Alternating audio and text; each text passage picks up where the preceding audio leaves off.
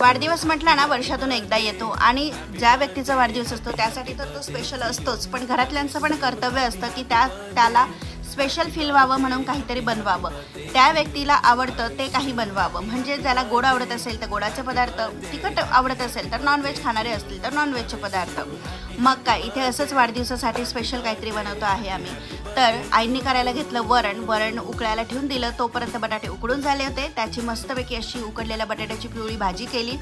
टम्म फुगणाऱ्या पुऱ्या केलेल्या आहेत. बटाट्याची भाजी म्हटली की पुऱ्या पाहिजे, किंवा पुऱ्या असतील तर ती बटाट्याची भाजी पाहिजे, मग कसं भारी वाटतं. मग इकडे पुऱ्या मी लाटून घेत होती आणि आईंनी तळून घेतलेल्या आहेत आणि मस्तपैकी पापड तळलेले आहेत. इतके छान फुललेले आहेत आणि आजचं मस्त स्पेशल जेवण, टम्म फुगलेल्या पुऱ्या, श्रीखंड, आम्रखंड, वरण भात, बटाट्याची भाजी, पापड आणि नैवेद्याचा पेढा असं सर्व होतं. तुम्ही काय करता वाढदिवसाला कमेंट करून सांगा आणि चॅनलला सबस्क्राईब